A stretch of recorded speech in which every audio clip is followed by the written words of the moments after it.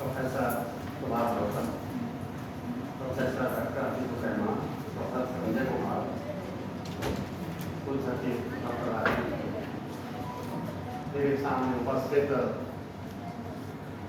Radio और सज्जनों, युवा युवतियों, मेरा सौभाग्य है कि मुझे इतने महत्वपूर्ण मंच पर बोलने का यहाँ के प्रबंध तंत्र ने अवसर दिया है।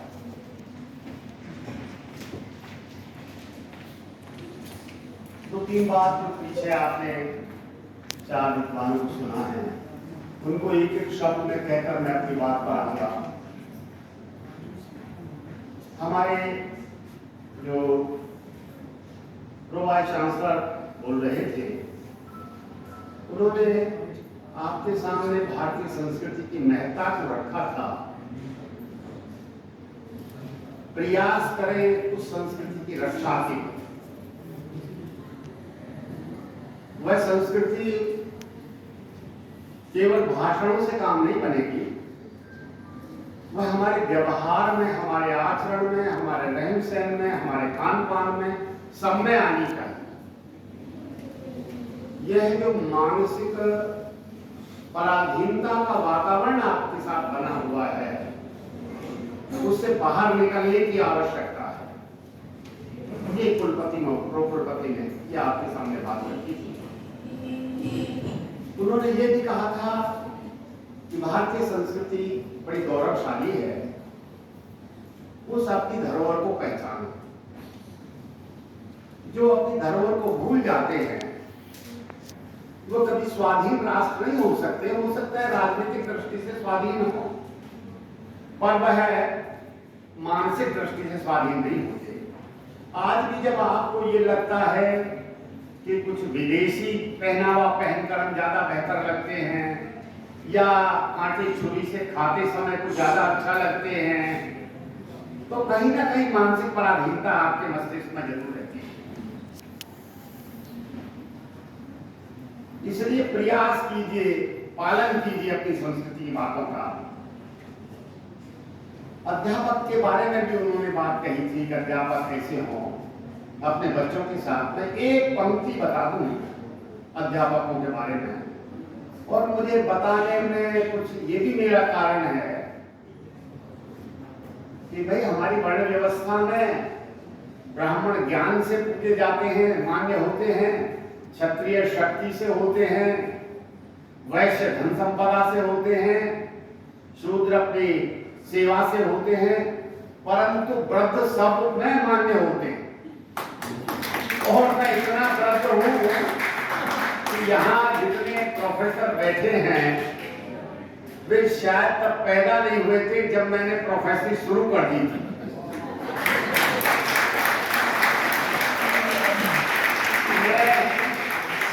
मैं प्रोफेसर हो गया था। अब जिसकी डेट ऑफ बर्थ 61 हो वो हाथ उठा ले।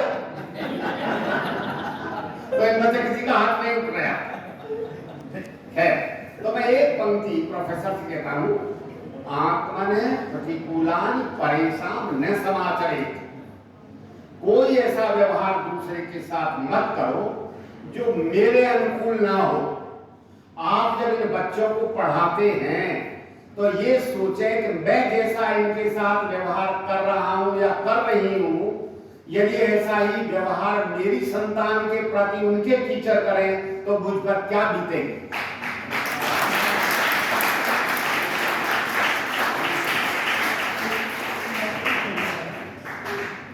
प्रोफेसर सुभाष ने कुछ गीता की बात कही थी कि कर्म ही पूजा है, जो कुछ कहा। गीता हो चुकी, बेचारा अंग्रेजी का प्रोफेसर है तो गीता पढ़ी होगी या तो याद नहीं होगी या पढ़ी नहीं होगी।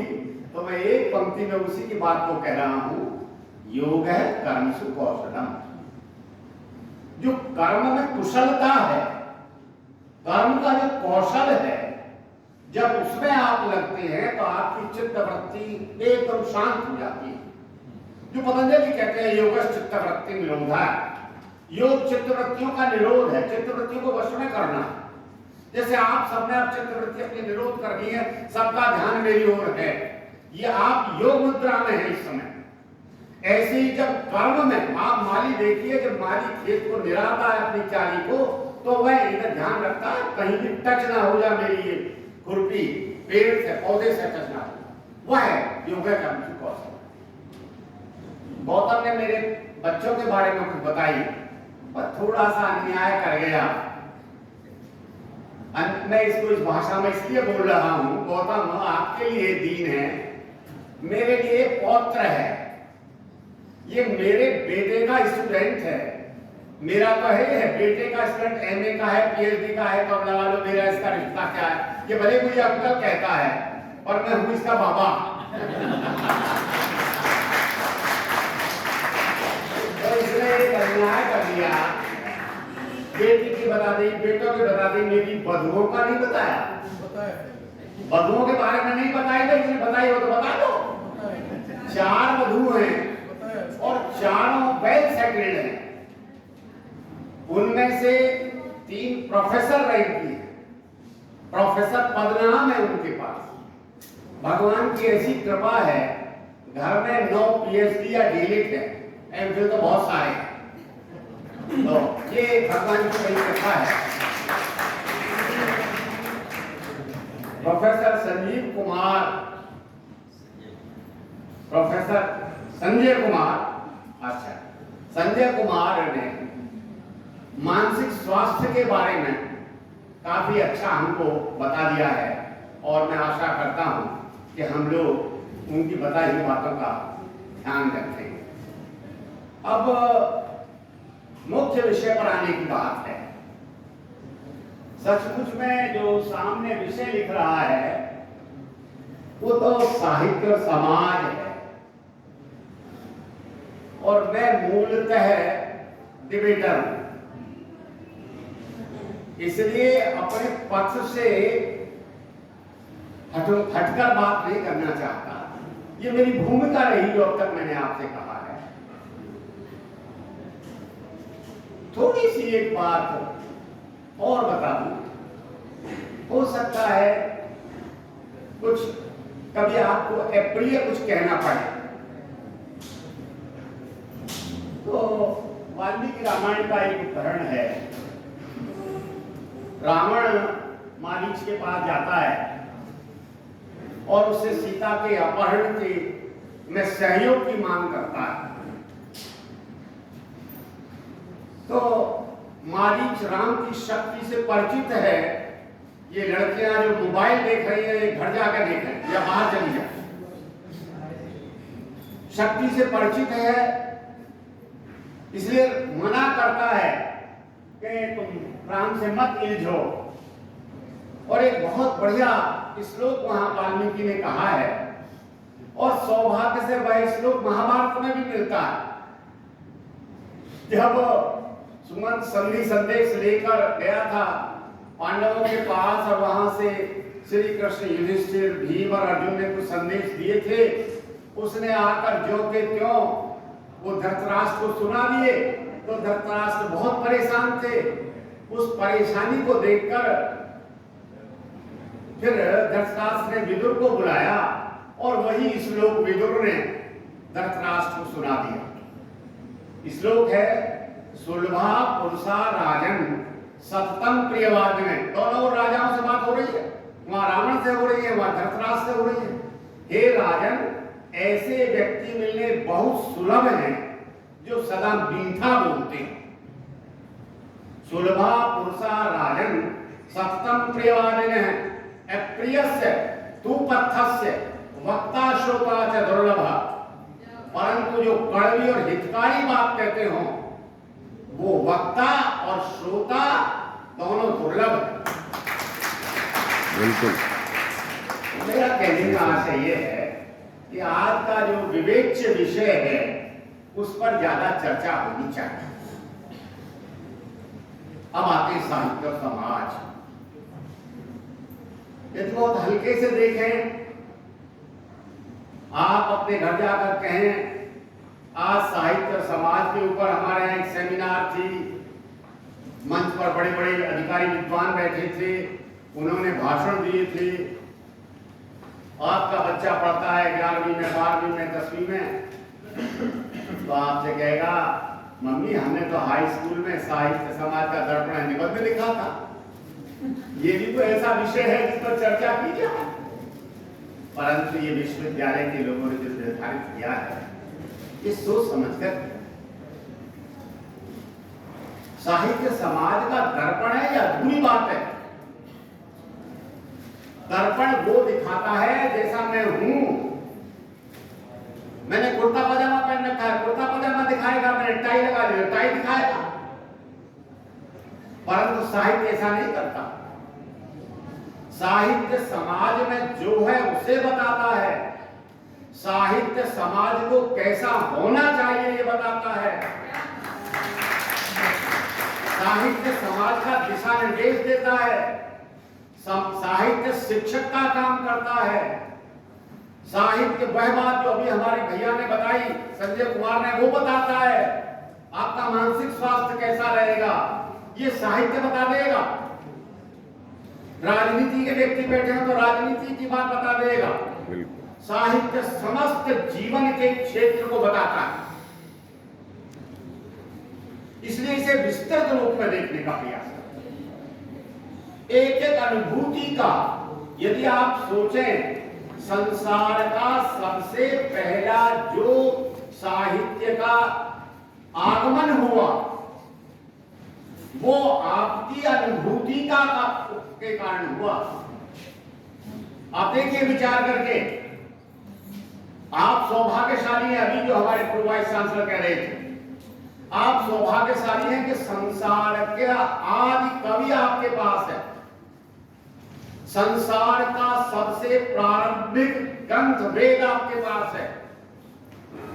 तो जब आदि कवि का जो कविता प्रस्फुटित हुई, वाल्मीकि अपने शिष्य भरद्वाज के साथ घूम रहे थे, विचरण कर रहे थे, और उन्होंने देखा एक क्रौंच युगल अपने प्रेमालाप में मग्न है। शिकारी ने बाण चलाया और नर क्रौंच को मार दिया। ऐसे अवसर पर क्रौंची का विलाप स्वाभाविक था। क्रौंची के विलाप को देखकर वाल्मीकि का हृदय द्रवीभूत हो गया और उनके हृदय से एक अनुष्टुप छंद निकला। मां निषाद प्रतिष्ठाम त्वं गमः शाश्वती समा यत् क्रौंच मिथुनादेकम अवधि काम मोहितम। अरे व्याध, क्या तुझे कभी शाश्वत प्रतिष्ठा प्राप्त नहीं हुई? श्राप है। आदमी कोई शिकारी को अच्छा थोड़े मानता है। व्याध को तो बुराई दृष्टि देखते हैं। तुझे कभी प्रतिष्ठा प्राप्त नहीं होगी। तेरे काम विफल क्रौंच युगल में से एक का वध कर दिया है। ये तेरा बड़ा पाप कर्म है। कह गए, मन विचलित हो गया, मैं क्या कह गया।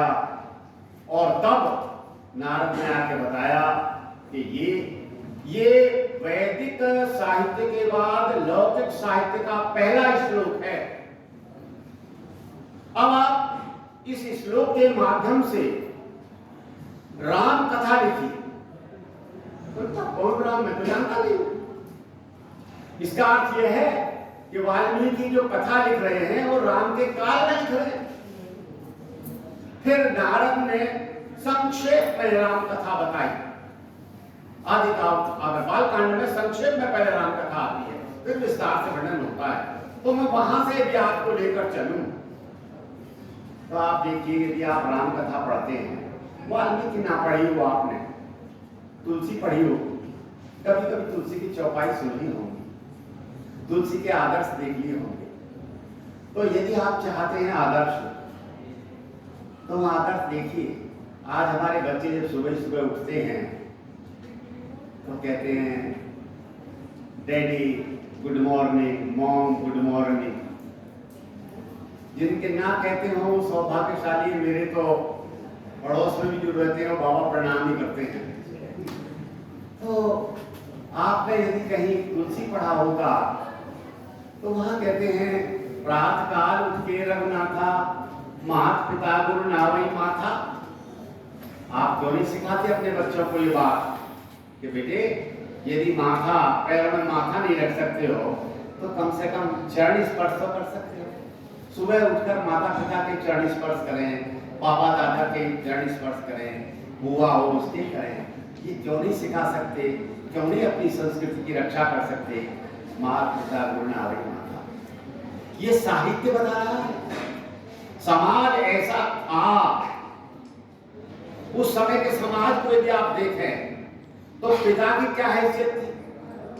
आज पिता की हैसियत, जो पिता जवान लड़के लड़कियों के पिता हैं उन्हें पता है कि उनकी घर में क्या हैसियत है। उनकी शादी का निर्णय वो बेचारा नहीं कर सकता, उनके कैरियर का निर्णय वो नहीं कर सकता। उसे तो केवल पैसा देना मात्र है, इतनी तेरा अधिकार है, पैसा दे दे बस, और कुछ नहीं। और वहां क्या है, पिता ने कहा बेटा अब मैं वृद्ध हो गया हूं, इस राज्य का भार अब तुम्हें संभालना है, आज्ञा पिताजी। क्योंकि हमारे पंक्ति है आज्ञा गुरुणाम अविचारणी। गुरु माने बड़े, गुरु माने अध्यापक नहीं, गुरु का अर्थ बड़ा होगा। जो बड़े कहें उन पर विचार नहीं करना चाहिए। हमारे फौजी तो नहीं करते कभी विचार, जो उनके अधिकारी ने कहा वो यस सही कहते। पिता ने कहा राज्य भार ग्रहण करना है, अच्छा। पिता ने कहा कल बन जाना है, तो कोई आपत्ति नहीं। आप कल्पना कीजिए उस समय की महिलाएं जैसी आज महिला यदि हमें मिल जाए तो फिर सतयुग आ जाएगा। त्रेता की तो बात क्या है? जिस समय ये बात कौशल्या को मालूम पड़ी होगी कि मेरे पुत्र को राज्याभिषेक न देकर वन भेजा जा रहा है, कितनी पीड़ा हुई होगी। आपका व्यक्ति सोचता कौशल्या कैकेयी को गाली देगी, उसका कोसेगी कि संज्ञा नाश कर दिया, ये कर दिया। वरना जब राम कहते हैं कौशल्या से जाकर पिता दीन में कानन राजू, पिता ने मुझे वन का राज्य दिया, ये नहीं कहा मुझे वनवास दिया ना, मुझे वन का राज्य राजा बना दिया है। और वन का राजा तो छोटी मोटी बात नहीं है। जैसा भात मोर बड़ा कार्य, वहां हर प्रकार से मेरा बहुत बड़ा काम पड़ा, आज मैं करूंगा जाकर। उस समय कौशल्या जो अपने पुत्र से कहती है, आज यदि हमारी माताएं सीख लें ऐसा, कौशल्या ये कहती है कि यदि पिता ने तुम्हें बन जाने को कहा है तो बन मत जाओ, क्योंकि मैं मां हूं, मैं पिता से बड़ी। हमारी परंपरा में मां पिता से हमेशा बड़ी है, इसलिए हमारी परंपरा में माता पिता कहा जाता, पिता माता कोई नहीं कहता। सीता राम है, राधा कृष्ण है, इसका विपरीत नहीं है। हमारे वेद भी शुरू करते हैं पूजा मातृदेवो भव, उसके बाद पितृदेवो भव, पिता बाद में आता। तो कहते हैं यदि तुम्हारे पिता ने आदेश दिया तो मत जाओ, मैं मां हूं, मैं बड़ी हूं, मैं मना करती हूं। परंतु जो पितु महत कहे वो बन जाना। यदि पिता और मां दोनों ने बन जाने को कहा है, मां माने कैकेयी, जो पितु महत कहे वो बन जाना, तो आनंद सदा वन समाना, तो जाओ वन, फिर तो वन सैकड़ों अयोध्याओं के समान है। क्या कौशल्या जैसी नारी संसार के साहित्य में मिल सकती है? आज सौभाग्य है हमारी इन बहन बेटियां जो सामने बैठी हैं कि इनके सामने सौत का संकट नहीं है, पर देवरानी जिठानी तो है।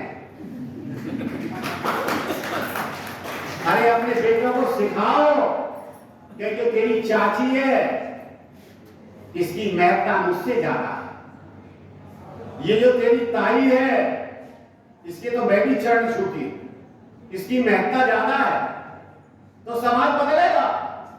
तो साहित्य कर क्या रहा है? समाज को बदल रहा है। साहित्य को केवल अभिव्यक्त नहीं करता, साहित्य समाज को बदलता है। एक बात देखिए, उस काल के समाज को देखिए, उस काल का पुत्र पिता की आज्ञा से बन चला जाता है, पर पिता कितना पुत्र को प्रेम करता है कि पुत्र के जाने के बाद वो प्राण छोड़ देता है।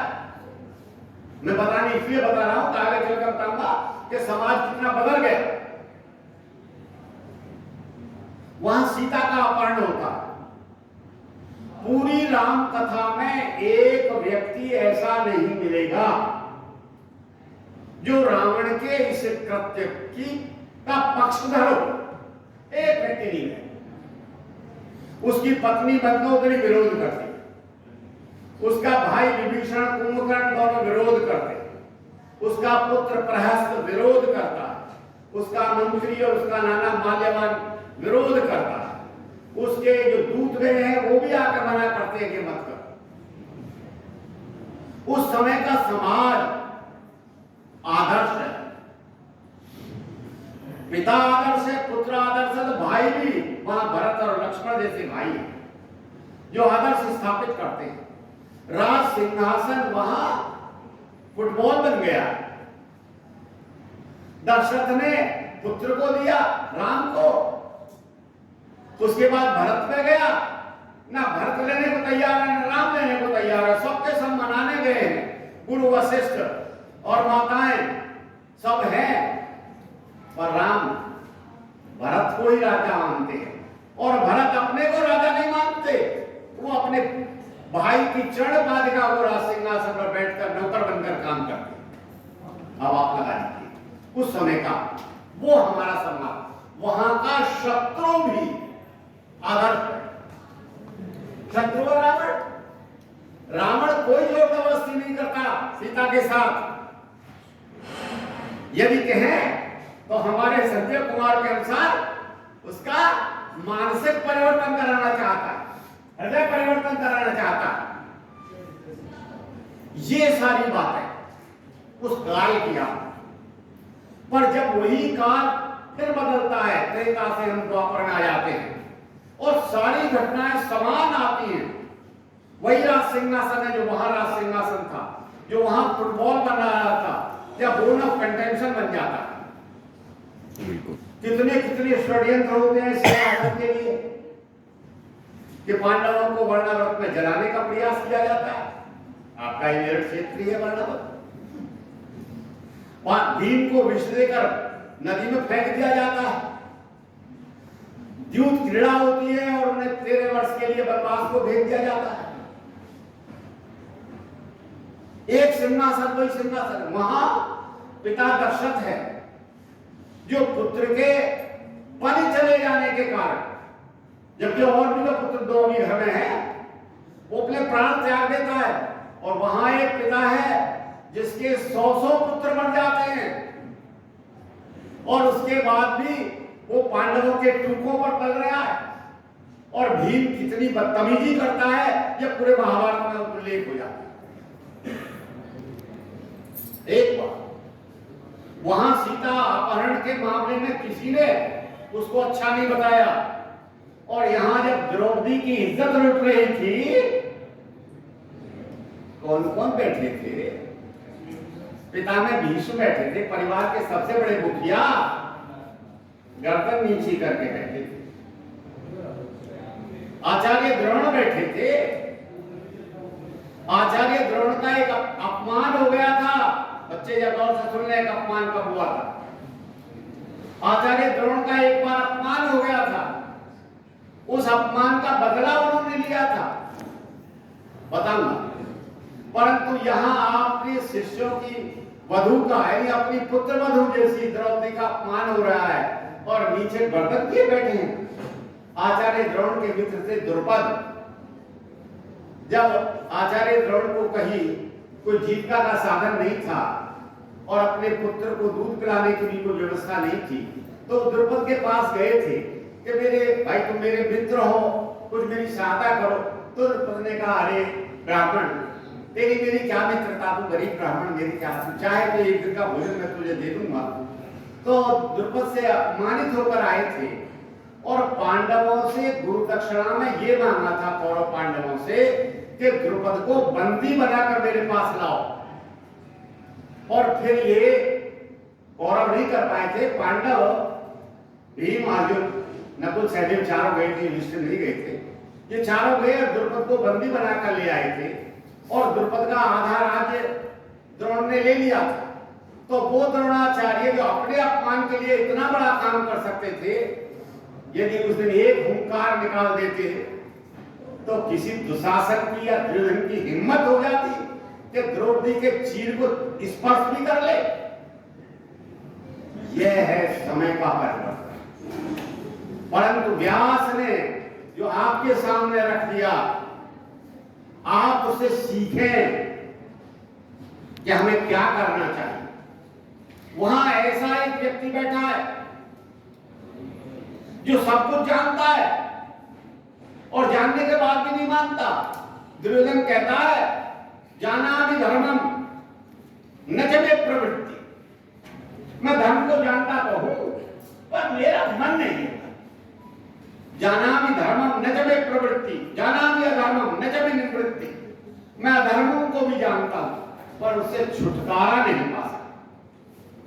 तो यदि अधर्म को जानने के बाद उससे छुटकारा नहीं पाओगे तो वही होगा जो धृतराष्ट्र के पुत्रों का होगा। इसलिए रामायण जो कहती है रामाधिपत वर्तत्यम, राम के समान व्यवहार करो, रावणवत न, रावण के समान मत करो। ये अंतर आता है। अपहरण एक व्यवसाय बन गया था। कितने अपहरण है उस काल। आप सोचिए, दुर्योधन की पुत्री का अपहरण श्री कृष्ण का बेटा कर ले गया। स्वयं अर्जुन अपने मामा की लड़की का अपहरण कर लाए। लड़कियां अपहरण करने लगी। वाणासुर की पुत्री श्री कृष्ण के पौत्र वृद्ध का अपहरण करके ले गई। ये सबके सब समाज में जब होते हैं, उनको कोई साहित्यकार लिपिबद्ध कर देता है, वह हमको आगे इतिहास बन जाते। आपके पास कोई रिटन इतिहास नहीं है इस काल का। इतिहास के विद्यार्थी कुछ बैठे होंगे, वो जानते हैं कि सिकंदर के आक्रमण के बाद का लिपिबद्ध इतिहास हमारे पास है। उसे तो हम वैदिक काल कहकर, पाषाण काल कहकर या महाभारत महाकाव्य काल कहकर इस तरह भले पढ़ाते हैं, पर महाकाव्य में उन्हीं से तो पढ़ेंगे, रामायण से और महाभारत से। वह समाज का दिशा निर्देश साहित्यकार का, और साहित्यकार ऐसी गहरी चोट मार सकता है, एक छंद से आपकी दिशा और दशा को बदल सकता है। मैं 2-4 उदाहरण देकर अपनी बात को समापन की ओर लेकर चलूंगा। मैं 1-2 उदाहरण सुनाता हूं। महाराणा प्रताप का अकबर से युद्ध हुआ। हल्दी घाटी के युद्ध के बाद महाराणा की स्थिति ये हुई कि उन्हें फिर वन में जाकर, जंगलों में जाकर छिप के रहना पड़ा। और एक कथा प्रसिद्ध हो गई है कि कहीं एक दिन उनको घास की रोटी खानी पड़ी। बस मैं सहमत इससे नहीं हूं। बिलाल ने उस रोटी को भी उनकी पुत्री के हाथ से छीन लिया। कवियों की बात है, मैं कवियों वाली बात बता रहा हूं। और उससे महाराणा का हृदय व्यथित हो गया। महाराणा ने अकबर को एक पत्र लिख दिया, संधि प्रस्ताव। वह जब संधि प्रस्ताव महाराणा के पास, अकबर के पास पहुंचा तो अकबर बहुत प्रसन्न हुए, क्योंकि जितने भी राजपूत शासक थे सबने स्वीकार कर ली थी अधीनता, केवल मेवाड़ बचा हुआ था। तब ये हुआ कि अकबर की प्रसन्नता का क्या स्तर होगा। अकबर बड़े प्रसन्न थे, तो वो उस पत्र को लेकर अपने एक दरबारी कवि थे पृथ्वीराज राठौर। पृथ्वीराज राठौर अकबर के दरबारी कवि थे और महाराणा प्रताप के बहनोई थे। उनको पत्र दिया, देखो ये पत्र आया है, ये अंतिम किला भी ढह गया। पृथ्वीराज राठौर को चोट लगी। हम भले ही कमजोर हों, परंतु यदि हमारा कोई पड़ोसी मजबूत है तो हमें गौरव तो होता ही है।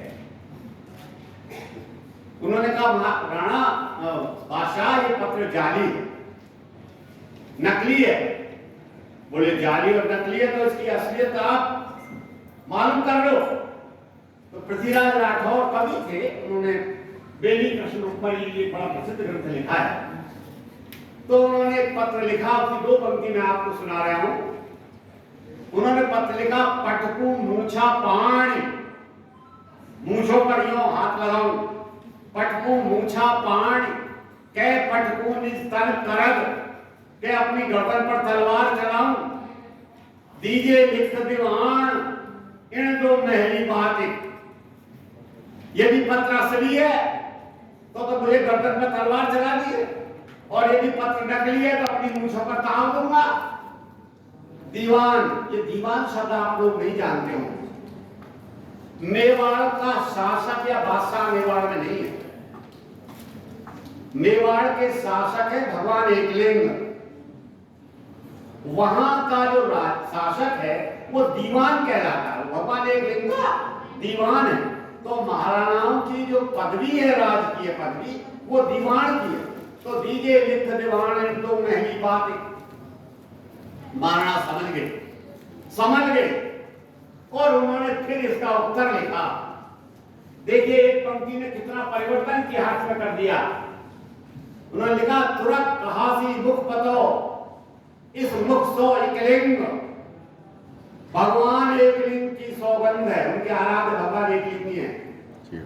अब तो एकलिंग स्थान कहलाने लगा है। राजस्थान में कभी जाओ दर्शन करो, पंचमुखी शिव वही देखने को मिलते हैं कि भगवान एकलिंग की सौगंध खाकर कहता हूं, मेरे मुख से अकबर को बादशाह न निकलकर सदा तुरक ही निकलेगा। उगे जहां ये ऊगसी प्राची भी इस पतंग, अरे जहां सूर्य उगता वही पूर्व दिशा में सूर्य उदित हो। तो आप साहित्य की महत्ता को समझ गए कि साहित्य कितना परिवर्तन कर देता है। एक कथा आप सबको पता है, बिहारी को राजाक्षर कैसे मिला? मेरे ख्याल से हाई स्कूल इंटर में सबने पढ़ रखा। एक बड़ा बिहारी को कुछ राजाक्षर मिलता था जयपुर में रहे से, उनके यहाँ अपने उस जीविका लेने गए थे और राजा की मालूम पड़ी कि वो तो एक उनकी नई नवेली यदि कोई वधू आई है अल्पवयस का, उसके प्रेम में ऐसे फंसे बाहर नहीं निकलते। तो उनकी एक रानी थी अनंत कुमारी, उसने कहा कविवर आप कुछ करो कैसे कवि बाहर आवे। बोले अच्छा मेरा दोहा हम तक पहुंचा दो। अनंत कुमारी ने दोहा पहुंचा दिया। दोहा आपको याद है, नहीं परागणी मधुर मधुर विकास ही काल अली कड़ी सो बिलो, आगे कौन हवाल। और बाहर आ गए राजा, और बाहर आते ही कवि को ये राजाक्षर को मिला, ये कह दिया कि आप 1 दोहा लिखोगे तो 1 अक्षर भी आपको मिलेगी। और रानी ने इस बात पर खुश होकर के मेरा पति बाहर आ गया, उन्होंने काली पहाड़ी का नाम और दे दिया इसको। तो एक एक पंक्ति काम कर जाती, एक एक पंक्ति साहित्य की। मैं इसलिए या तो साहित्य के विद्यार्थी बैठे हो, इतिहास के सोशियोलॉजी के विद्यार्थी बैठे हो, उनको बता रहा हूं कि ये उनके काम की चीज है। आप देखिए ओरछा नरेश, ओरछा के राजकुमार इंद्रजीत, उनकी प्रेसी प्रवीण राय बहुत सुंदर थी। और अकबर में एक कमी थी कि जितना जो दुनिया में सुंदर है वो सब मेरे पास होना चाहिए, जो अच्छा है मेरे पास होना चाहिए। ये जो नवरत्न ये उसके अपने राज्य के नहीं थे, बाहर से लाला कर आए थे, उनको नवरत्न बनाया था। तो उन्होंने ओरछा खबर भेज दी कि वो भेजो उसे प्रवीण राय को हमारे महल में भेज दो। ओरछा के राजकुमार इंद्रजीत ने मना कर दिया। जब मना कर दिया अब क्या हो, अकबर ने 1 लाख रुपए का जुर्माना कर दिया। 1 लाख रुपए आज के तो 1 अरब से भी ज्यादा होगा, वो देने की स्थिति नहीं थी। अब क्या किया जाए, तो प्रवीण राय लौटानी पड़ेगी। वहां उनके आश्रय में कवि केशव दास थे। केशव दास से कहा महाराज कैसे हमारी रक्षा करो। केशव दास प्रवीण राय को लेकर फतेहपुर सीकरी पहुंचे और बीरबल से कहकर पहले तो 1 लाख रुपया जुर्माना माफ कराया और उसके बाद प्रवीण राय को प्रस्तुत करना पड़ा। अब देखिए प्रवीण राय ने एक दोहा पढ़ा, अपनी जान बचा। विनती राय प्रवीण की सुनिए साहस सुजान, राजा शाह बादशाह तुम तो बड़े चतुर हो, मेरी विनती पर ध्यान दो। अगली पंक्ति देखिए कि एक पंक्ति ने कितना काम किया है। जूठी पाकर भटक है बारी बाय स्वान, झूठी जो पत्तल है उन्हें तुम्हारी ज्ञात होती है, वो कौवा और कुत्ते खाते हैं। मैं अब पवित्र तो हूं नहीं। और वापस प्रवीण राय वापस भेज दिए। प्रवीण राय वापस ओरछा नरेश ओरछा के राजकुमार को मिल गई। ये है साहित्य की मारक क्षमता। और साहित्यकार हर साल, हर वर्ष, हर काल में प्रतिदिन समाज की समस्याओं पर चोट करता रहता है। वो साहित्यकार स्थापित हो या ऐसा हो जैसी एक कहानी आज हमारे प्रो वाइस चांसलर किसी बालक ने लिखी। अब समय से हमको देखिए और सुनिए। महाराज मान सिंह जा रहे हैं लाहौर विजय के लिए, रास्ते में अटक आ गई। पानी बह रहा है, विशाल जल है, पार कर नहीं सकते, पड़े हैं वहां। बहुत दिनों के पड़े तो माँ को एक पत्र लिख दिया, माँ मैं यहाँ पड़ा हूं और अटक पार नहीं कर पा रहा हूं। तो माँ ने एक दोहा भेज दिया, सबई ढूंढ गोपाल किया मैं अटक कहां। और जाके मन में अटके सोई अटक रहा। खाना खाकर सेना आराम कर रही थी और इतना जोश आया मानसिक पर कि फौरन आदेश दे दिया कि पार होनी अटक। और बिना यानी नंगे पीठ पर, घोड़े की नंगी पीठ पर बैठकर घोड़ा अटक में उतार दिया और सेना पार हो गई। 100, 200, 500 आदमी मर गए होंगे, बाद ये बह गए और लाहौर विजय करके लौटे। एक एक चीज साहित्य की इतनी मारक क्षमता रखती है। अंग्रेज आ गए, अंग्रेजों ने देश लूटा। आप सबको पता है किस तरह से हमारे सारे व्यवसाय खत्म कर दिए और सब वहां से सुई भी आती थी। मुझे तो पता है जब मुझे 1963 में साइकिल मिली थी, 9th में पढ़ता था, तो मेड इन इंग्लैंड, साइकिल भी मेड इन इंग्लैंड। ये बच्चे आश्चर्य करेंगे, सुई भी वहीं से आती थी। तो हमारे भारतीय दर्शन कहते हैं अंग्रेज राज सुख साज सवै तुम्हारी। अंतिम पंक्ति में देखिए, दूसरी पंक्ति में देखिए, ये तो ठीक है अंग्रेजों का राज है, सुख साज है, सब बहुत बढ़िया है, धन विदेश चल रहा।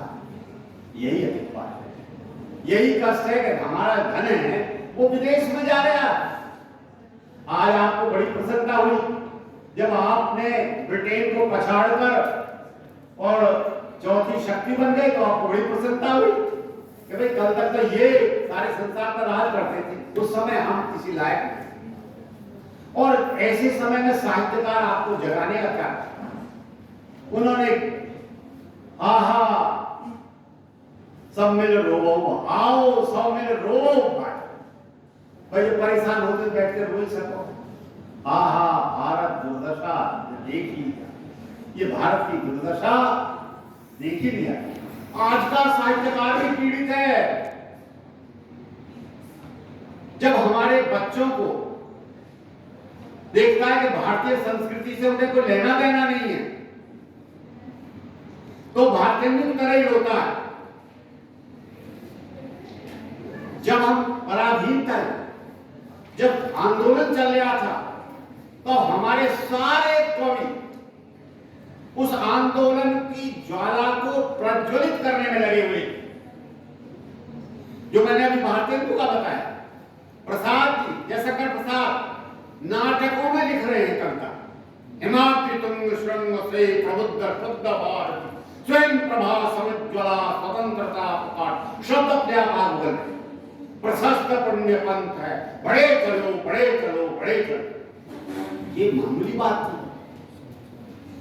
विदेशी महिला कांग्रेलिया सिल्विकस की बेटी, उससे गवा दिया और ये मधुर देश हमारा, उसे भारत अपना देश करने लगा। ये भावना आपने पैदा करनी थी। ये भावना जो अभी बोल रहे थे शर्मा जी, ये आप यही तो भावना पैदा करना चाहते हैं कि आपको गर्व हो हम भारत में पैदा हुए हैं, हमारे पास ऐसी भारतीय संस्कृति है। ये सब कुछ हुआ। माखनलाल चतुर्वेदी की फूल की अभिलाषा तो आपने सबने पढ़ी। वो कहता है, माखनलाल जी कहते हैं